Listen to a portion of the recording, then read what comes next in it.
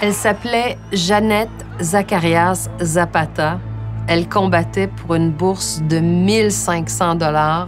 Ça, c'est presque la moitié du salaire annuel moyen dans son village au Mexique. Mais à Montréal, en août 2021, le chaos qu'elle a subi lui a été fatal.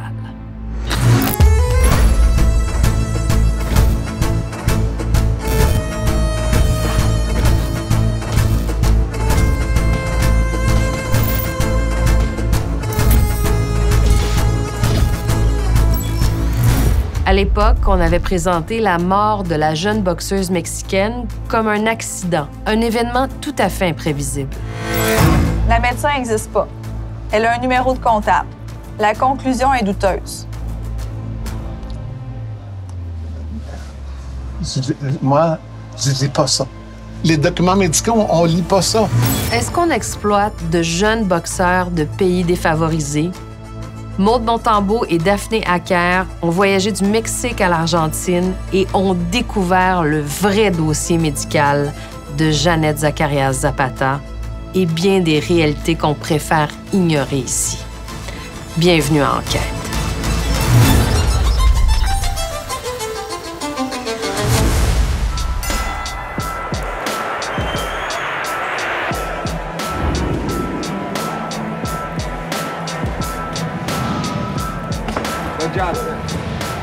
Les événements de boxe, on veut passer une belle soirée, mais là, il y a mort d'une femme, mort d'un athlète. C'était une catastrophe annoncée.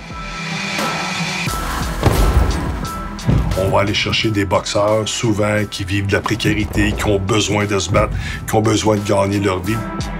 Combien de personnes on doit empiler pour faire un champion?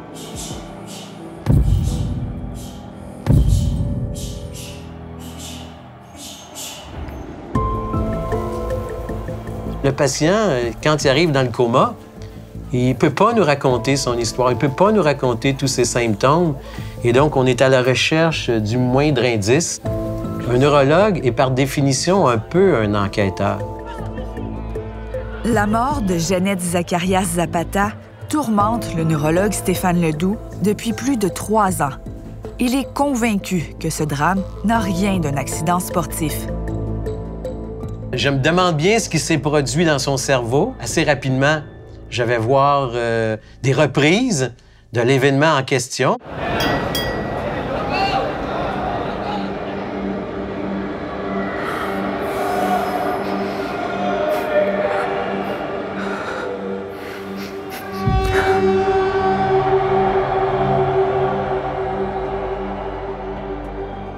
Je vois des images qui me glacent.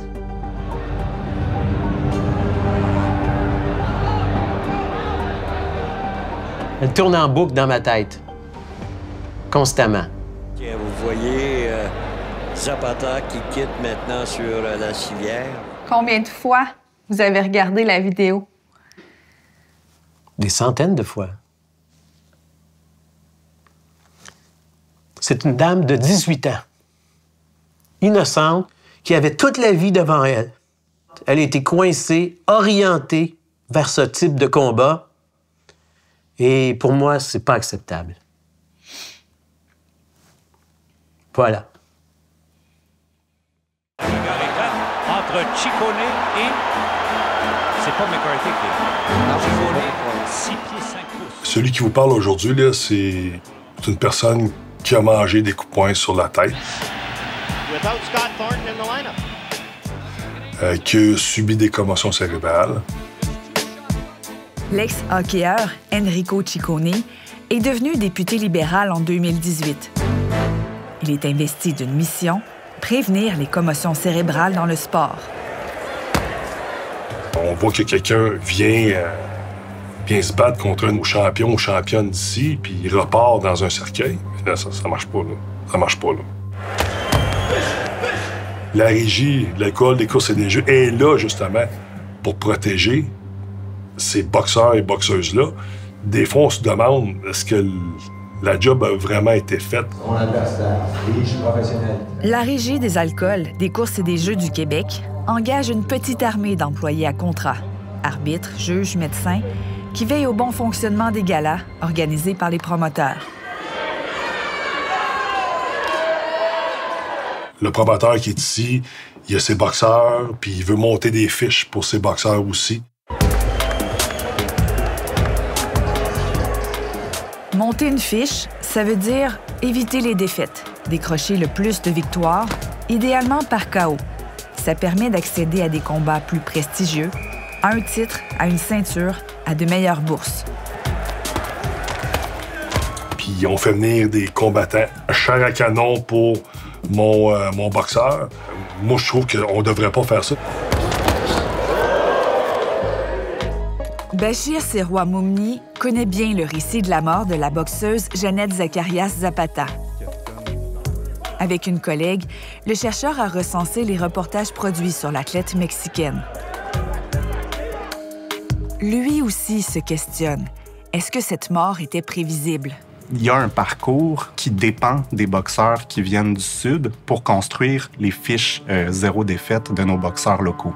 2 victoires en 4 sorties chez les pros. Fernando Galvan! Ouais, et là, Galvan, véritablement, là, ça semble lui faire mal. S'il faut au corps et il remet un genou au sol. C'est fini! Bon, quand on dit que ça est expéditif ce soir... Les travaux du chercheur démontrent une augmentation marquée depuis 2013 du recrutement de combattants mexicains par les promoteurs québécois. Bonne marée encore une fois. On peut Corner qui se retrouve encore une fois au sol. Bon avantage pour Clavel dans les derniers instants. Combien de personnes on doit empiler pour faire un champion? Il me semble qu'il y a une logique d'accumulation là qui est assez gravissime. 30 août 2021. Jeannette est aux soins intensifs de l'hôpital du Sacré-Cœur de Montréal, plongée dans le coma. Une vidéo surprend alors tout le monde.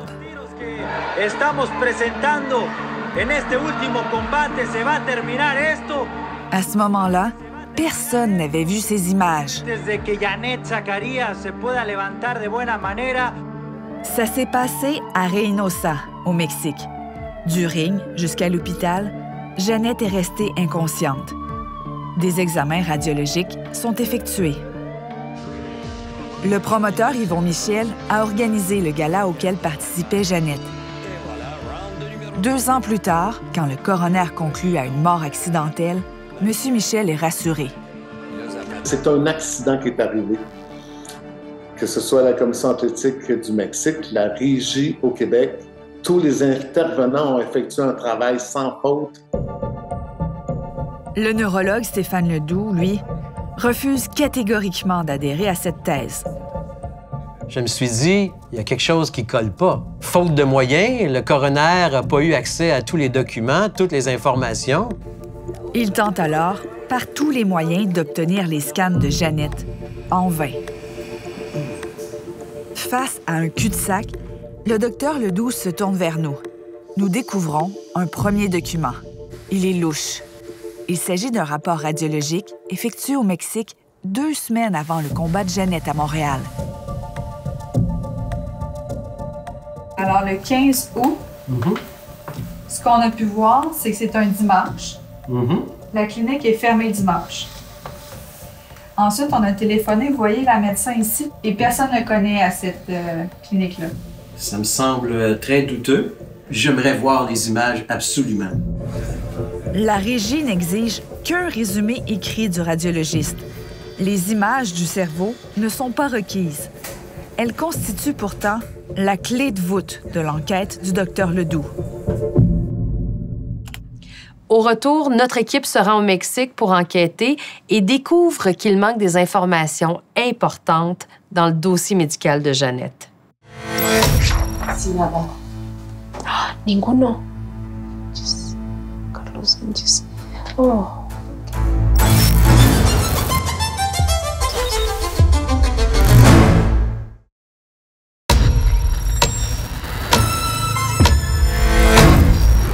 Pour comprendre comment Jeannette Zacarias Zapata a pu mourir lors d'un combat à Montréal, notre équipe va se rendre au Mexique où elle va rencontrer des témoins importants, les parents de Jeannette.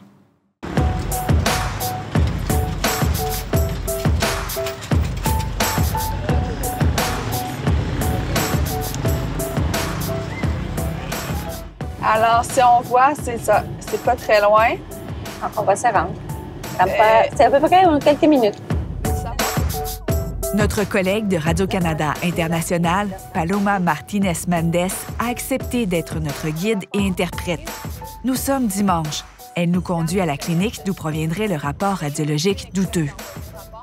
Clinique ouverte le dimanche? Bien, c'est ça, on veut vérifier si c'est possible de passer des examens, des CT scans un dimanche. Comme Jeannette, Paloma a grandi ici. Et voici la fameuse clinique. Il y a des grilles. Ça m'a l'air fermé. Ça m'a l'air fermé, oui. Il n'y a pas de sonnerie. Sonnette? Non, hein? Oui. Cerrado? Cerrado? Cerrado. Cerrado?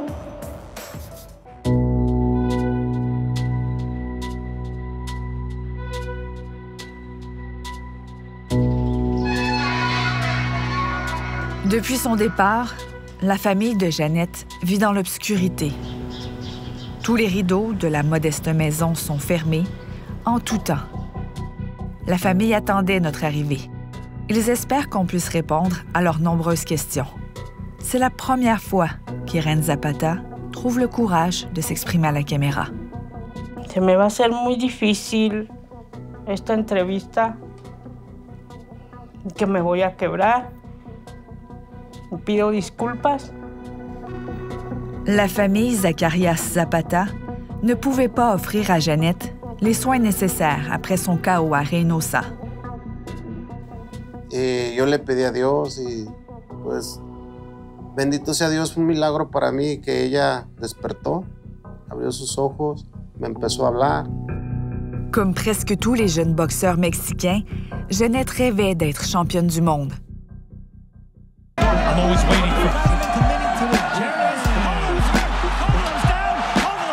Ici, la relève souhaite devenir le prochain Saúl Canelo Álvarez, le roi des super moyens, le plus grand boxeur de sa génération. Mais en début de carrière, les moyens dont il dispose sont parfois limités. On se contente d'installations rustiques et de matériel de fortune.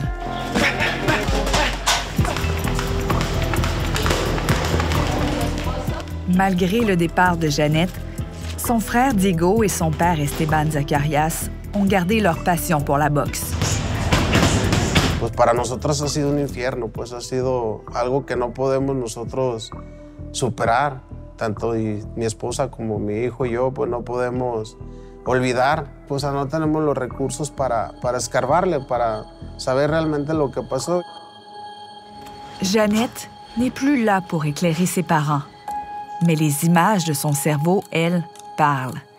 Il nous a fallu plusieurs semaines, mais on a réussi à les obtenir. Voici son scan, effectué le 14 mai 2021, juste après le chaos de Reynosa.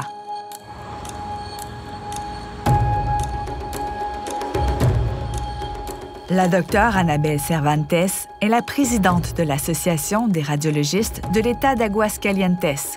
Nous lui avons soumis les images. Una persona con esta lesión no puede salir bajo ninguna circunstancia del hospital a realizar su vida normal porque por supuesto que pone en riesgo su vida de manera inminente. Pero si le dice, quiero practicar el box, ¿usted le diría sí o no? No. En este último combate se va a terminar esto. Nous avons sollicité plusieurs médecins spécialistes canadiens. Ils sont du même avis qu'elle. À ce moment-là, Jeannette aurait dû cesser la boxe à tout jamais. Alitée, Jeannette souffre d'atroces douleurs. Elle les a documentées dans ce mémo vocal que nous avons découvert. Créeme que el dolor es insoportable. Es un dolor que nunca pensé que iba a sentir en mi vida. Jeannette se plaint de symptômes sévères. Ils sont toujours intenses quand elle voit le médecin conseil de la commission de boxe d'Aguascalientes. Il s'appelle Juan Carlos Sánchez Vázquez. Elle s'y rend en compagnie de son entraîneur. Pues ahí estaba todo, estaban las tomografías y un disco que ella traía. Un repos de plusieurs semaines est imposé par le docteur Sanchez. Quand Jeannette accepte l'invitation pour le combat au Québec, les douleurs sont toujours là.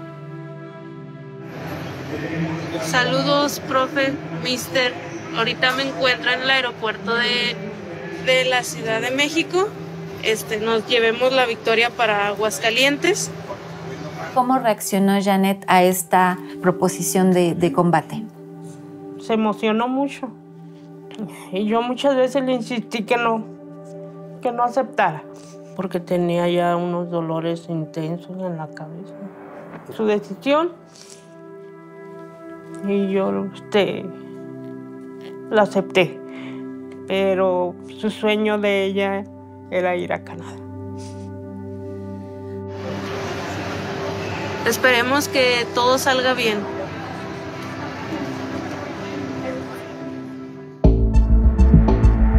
Parce que Jeannette avait subi un récent chaos, la Régie québécoise a exigé un rapport radiologique avant d'autoriser le combat. Son entraîneur, Luis Cruz, a hésité avant de nous parler. Il assure avoir fourni tous les documents médicaux au promoteur. Se cumplió con todo, fue meramente un accidente. Nous lui présentons le rapport douteux. ¿Alguna vez vio Digo, no recuerdo, o sea, digo, me cuesta trabajo recordarlo. L'entraîneur a une explication. Il jure qu'un vrai scan aurait été réalisé, mais, surprise, il proviendrait d'une autre clinique. Tenemos firmado el documento por el médico que avaló esto y tenemos entregaron un disco con el TAC que lo tiene la comisión de Aguascalientes. Luis Cruz est insistant. Le scan dont il parle montre un cerveau tout à fait normal. Selon la radiologiste Cervantes, l'appareil utilisé n'est pas précis. Il aurait fallu une IRM, une imagerie par résonance magnétique. La resonancia magnética tiene la especificidad de poder ver esos pequeños detalles a nivel celular.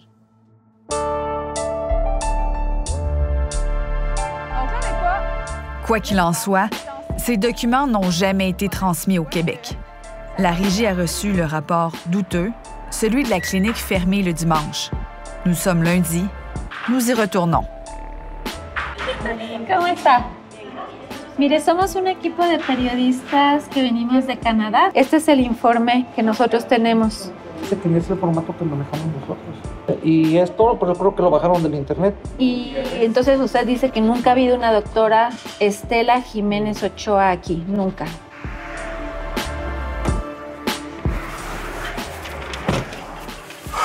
OK. Est-ce que j'ai bien compris que ce sera un collage selon l'employé? Oui. Personne ne reconnaît le formulaire ni Et la médecin? Non plus.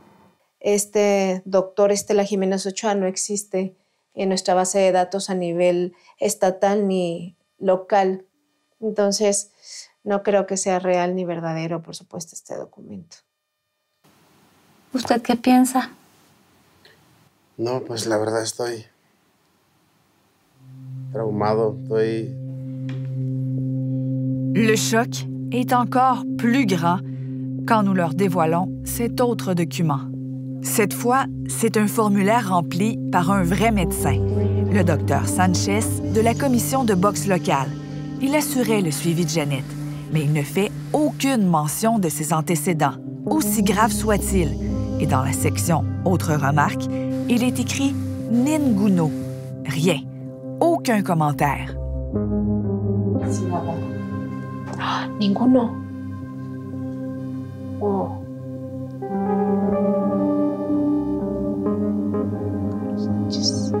Carlos Sánchez.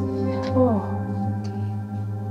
No, pues un interrogatorio de la historia clínica incompleto que omite información, pues, muy determinativa para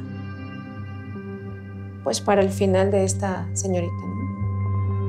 Pero créeme que si yo me hubiera dado cuenta que ella traía ese golpe, que ella todavía traía ese problema en su cabeza, pues la dejo ir.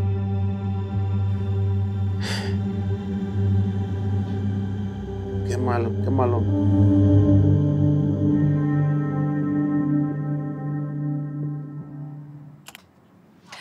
Au retour, on va vous montrer qu'il n'y a pas que Jeannette. Il y a tout un système de jeunes boxeurs en Amérique centrale, en Amérique du Sud, qui sont prêts à tout pour venir combattre au Canada. Porque de la muerte de esa boxeadora mexicana, las cosas siguieron pasando.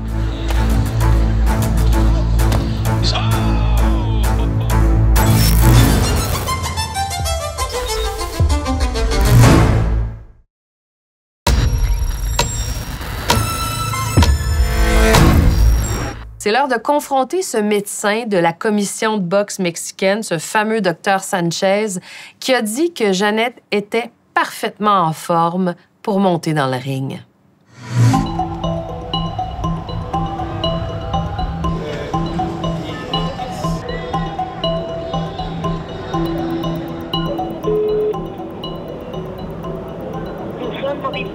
La llamada se cobrará al terminar los tonos siguientes.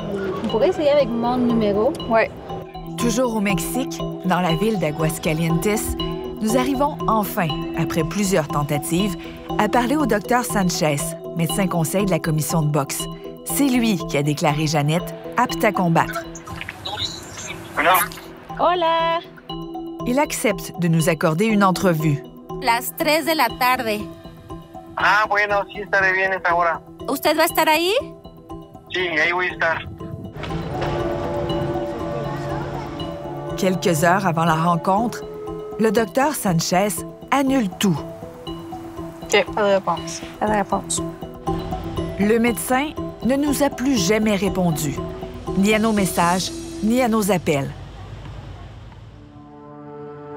C'est le docteur Sanchez qui est signé. Sí, sí, es el doctor Sánchez que firmó ahí dándole la salida a Jeannette. Le président actuel de la commission de boxe se porte à sa défense. En ningún momento se menciona nada del accidente de Jeannette del 14 de mayo del 2021 en Reynosa. Nada. ¿Cómo explica eso? No puedo decir el doctor se equivocó. Simplemente desconozco lo que ocurrió, qué pasó por su mente o por qué omitió esa parte. Digo, es una persona que conozco desde hace muchos años, que tiene una experiencia brutal. Quant au président de la commission de boxe, qui était en poste au moment des faits, il a refusé catégoriquement de nous répondre. Le mystère entourant le rôle du docteur Sanchez continue de planer au moment de quitter le Mexique. Direction Argentine, parce que les boxeurs argentins sont de plus en plus nombreux dans les galas du Québec.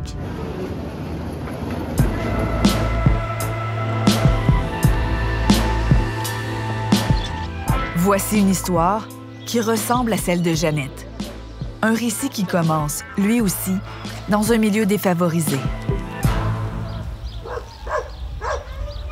Tema que me la pasaba peleando en la calle y para el fútbol era bastante malo, así que empecé a hacer boxeo. Carlos Roner a été invité dans un gala à Montréal en septembre dernier. Accueillons Carlos Roner. Verrons si Moreno Fendero peut encaisser une 5e victoire en knockout.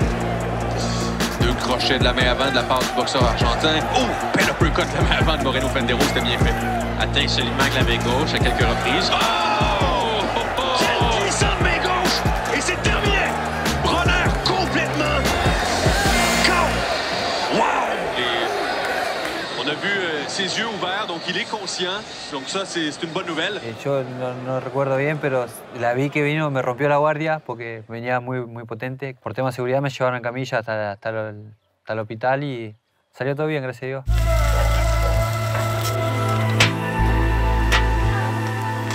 De retour parmi les siens, Carlos peut s'occuper de l'asado, le barbecue argentin, partie intégrante de la culture comme la boxe. Bueno, yo cuando arranqué quería ser campeón mundial, ¿viste? Como todo argentino, como todo boxeador más que nada. Y hoy en día me gustaría estar bien económicamente. La economía está muy brava. Il nous vient de Tandil, Argentine, et pèse 133,9 livres. Matías La Cobrita Rueda! L'Argentine possède un vaste bassin de pugilistes.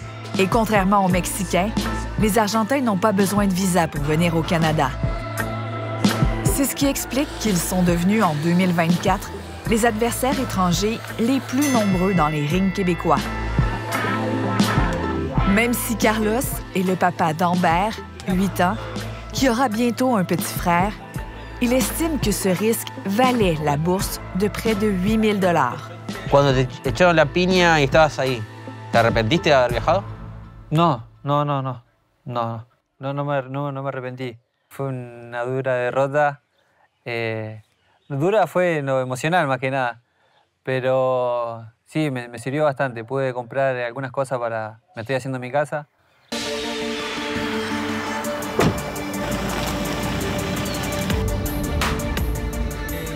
Il a pu s'acheter cette camionnette, essentielle pour son travail d'entrepreneur en construction. Bueno, yo 2 meses antes de ir a la pelea de Montreal, tuve un accidente. Me caí de un techo laburando y bueno, me golpeé la cabeza y me fracturé la clavícula. Me tomé conciencia cuando estaba en el hospital. Sí, fue un golpe duro.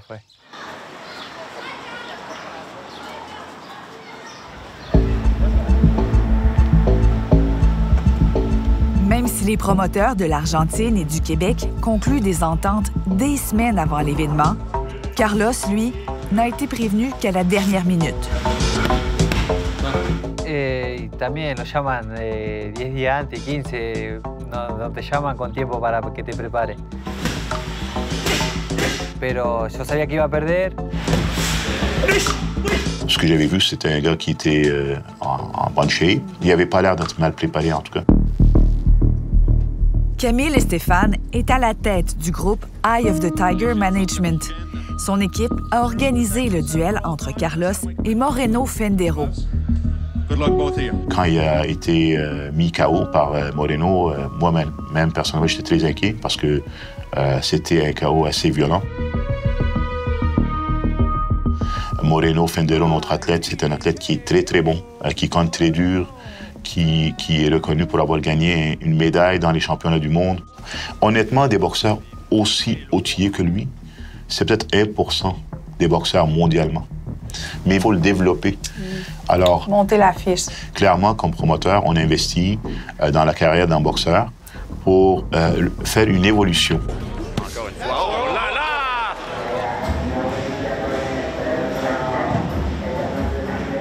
Mauricio Doval est le gérant de Carlos. Es un negocio, sí, es un negocio. Nosotros, boxeador es profesional, va por plata. Pero el negocio no tiene que estar por arriba de una salud de un deportista. Esa va. Ajá, ¿cómo sonó eso? Otra vez. Bien, Carlito. L'homme d'affaires et propriétaire d'un gym de boxe ne mâche pas ses mots. Los llevan como si fueran, sí, en la época del Coliseo Romano. Te traje 5 argentinos, sabiendo que los 5 argentinos van a perder, es triste, pero es real. Il y a 8 combats ce soir, dont 8 boxeurs locaux qui ont cette lourde tâche. Le 5 septembre dernier, la carte de boxe présentait 5 adversaires argentins. Ils ont tous perdu. Pour lui, cette soirée illustre la réalité de la boxe. C'est terminé. Sí, es un abuso, Se aprovechan de los argentinos, de la economía. No solamente el argentino, también el colombiano, el sudamericano en sí. Monsieur Estefan est en désaccord total avec ce portrait dressé de l'industrie. On a tout à gagner en ayant un boxeur, un adversaire qui est de calibre. Alors c'est ce qu'on essaie toujours de faire. Puis c'est très, très important pour moi de les bien traiter, puis dans le ring, mais que ce soit le plus fair possible pour qu'on puisse dire qu'on est fier de la victoire. Il me semble que en amont, il faut reconnaître un certain régime d'inégalité dans l'organisation des combats. Notre équipe a mis à jour les statistiques que le chercheur Bachir Serwa Moumni avait d'abord colligées. Les statistiques nous montrent que c'est quand même assez inégalitaire dans la mesure où les combattants locaux gagnent une majorité de ces combats-là. Des 2 mains très polyvalentes, des 2 mains aussi la mexicaine. Dans les 12 dernières années, les boxeurs mexicains ont perdu 92 % de leurs combats en sol québécois. Pour les boxeurs argentins, 98 % des combats auxquels ils ont participé se sont terminés en défaite. Et dans ce cas-ci, c'est même le point qui a arrêté. Wow! Il y a une organisation qui dépend de personnes marginalisées pour construire des fiches parfaites et qui profite peut-être même de la vie de ces personnes. Pour justifier ces défaites, le promoteur Camille Stéphane explique qu'il faut considérer l'avantage d'être à domicile devant une foule conquise. C'est un fait dans la boxe mondialement que les boxeurs qui proviennent de la région qui sont favoris pour gagner les combats. Ça nous est arrivé à nous aussi d'aller sur la route puis perdre des combats. Malgré les risques pour sa santé, Carlos prie pour qu'on l'invite de nouveau dans les galas du Québec. Vos, promotor canadiense, si llamame que estoy listo. Tengo mucho potencial. Des boxeurs comme lui se porteront toujours volontaires. C'est ce qui fait dire à Mauricio que c'est aux autorités québécoises de réagir. Porque de la muerte de esa boxeadora mexicana, las cosas siguieron pasando. Les diría que pongan los ojos porque puede llegar a pasar una tragedia. Au retour, on présente nos découvertes aux promoteurs. On leur donne des opportunités. Vous pensez que Mme Zapata a eu une opportunité? Oui, elle avait une opportunité. Malheureusement, elle n'aurait pas dû boxer.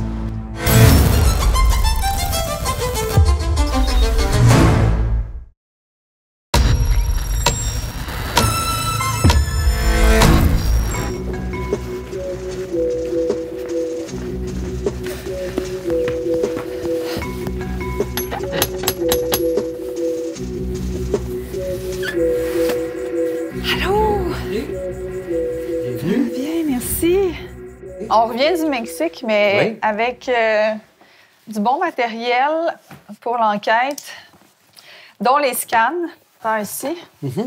Le docteur Stéphane Ledoux est sur le point d'obtenir des réponses à ces questions grâce au scan de Jeannette que nous avons obtenu. Celui qui a suivi le premier KO au Mexique que je vous montre à l'instant. Quand on voit ça, on se dit « c'est majeur ». Ça va pas bien. La patiente est en difficulté. C'est déjà en soi incroyable qu'elle ait pu recommencer à marcher, à parler. On reproduit pas des miracles à répétition. Donc, de reprendre l'entraînement en vue d'un sport de contact, c'est choquant. En plus des images trouvées au Mexique, nous lui dévoilons d'autres scans, ceux réalisés lorsque Jeannette est dans le coma à Montréal. Qu'est-ce que ça vous dit? Toutes les anomalies sont amplifiées malheureusement. Autrement dit, le scan de Reynosa au Mexique et celui de Montréal présentent les mêmes blessures, mais elles sont plus graves sur les images de Montréal. Le côté droit du cerveau est atteint, une enflure importante apparaît, la ligne médiane dévie et on peut voir un saignement au même endroit entre le crâne et le cerveau. En cas de contact significatif au niveau du crâne, cette personne-là s'exposerait à des complications neurologiques graves allant jusqu'à la mort. On aurait pu éviter ce type d'événement. C'est en ce sens-là que je dis que ce n'est pas un accident.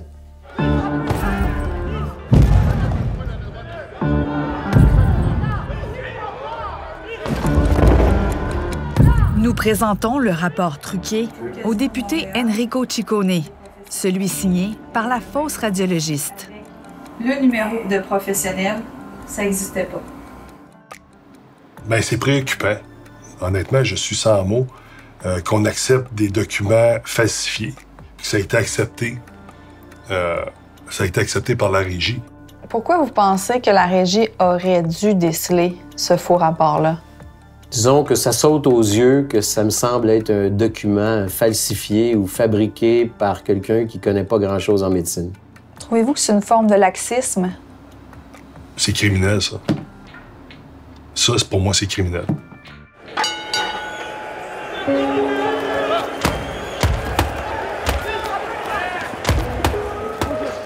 La régie a une porte-parole, mais de son propre aveu, elle n'accorde jamais d'entrevue.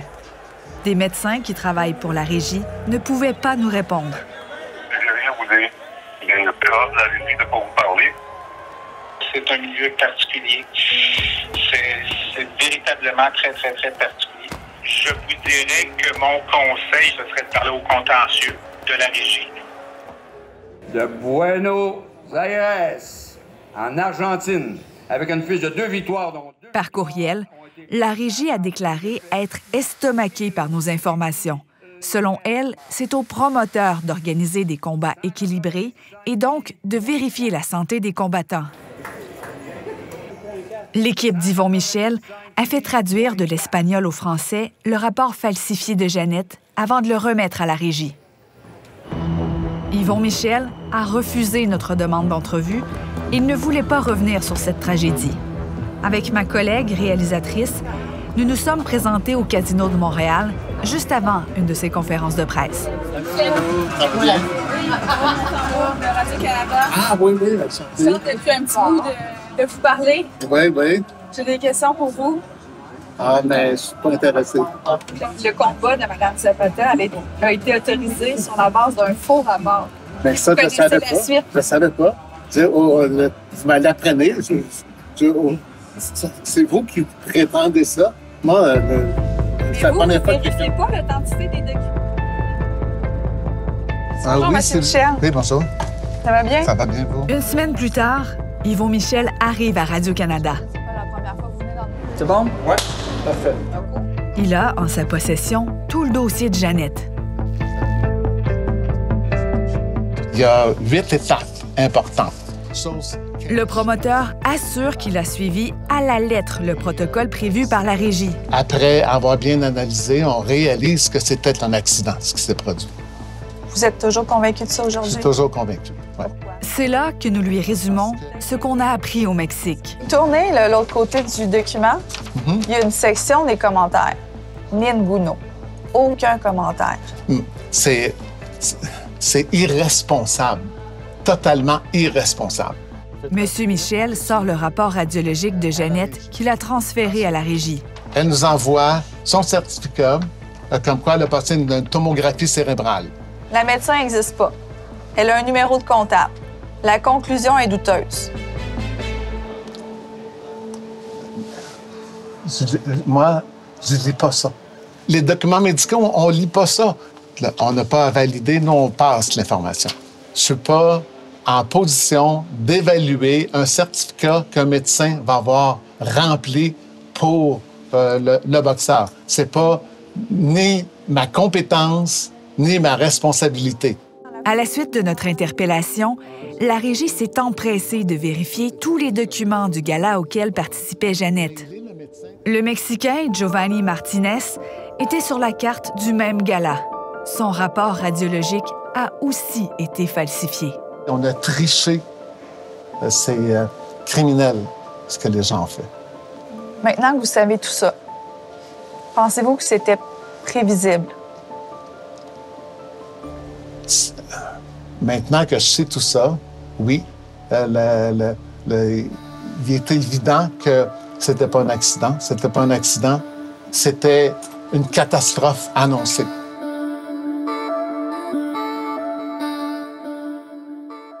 Donc ici, ce sont les vidéos en différentes prises de vue. Encore le 14 mai. Le coroner, Jacques Ramsey, a aussi conclu à un accident dans son rapport d'investigation. Les informations que j'avais, c'est que ce rapport-là était normal.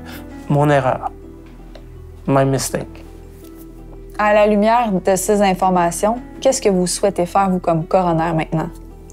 Mais je pense que ça mérite probablement de réouvrir l'investigation, de se reposer des questions, d'analyser tous les faits, de corriger les faits. Il promet d'ajouter de nouvelles recommandations dans son rapport. Il faudrait probablement que ces scans-là soient faits au Québec maintenant. On est capable de faire ce scan-là et on aura à ce moment-là indubitablement l'heure juste. C'est une question un peu difficile que je vais vous poser, mais qu'est-ce que vous répondez aux gens qui estiment que vous utilisez ces boxeurs-là comme de la chair à canon pour monter des fiches. Non, on n'abuse pas, on leur donne des opportunités. Une opportunité d'améliorer leur sort, d'aller chercher une victoire potentiellement, de gagner de l'argent. Vous pensez que Mme Zapata a eu une opportunité? Oui, elle avait une opportunité. Malheureusement, elle n'aurait pas dû boxer. Au Mexique, on craint que la boxe fasse d'autres victimes au Québec. No queremos que pase otra desgracia, porque la verdad sí duele mucho las pérdidas de los hijos. Irène Zapata se souvient du dernier appel téléphonique avec sa fille. De Montréal, Jeannette lui a confié ce qu'elle voulait faire avec la bourse de 1 500 $. Y me dijo, mamá, ya que venga de allá, yo te doy. Ella lo hacía por ayudar, por los sueños que teníamos de viajar, de ir a una playa que nunca fuimos. Voir l'océan pour la première fois de leur vie. C'était le projet familial que Jeannette voulait financer.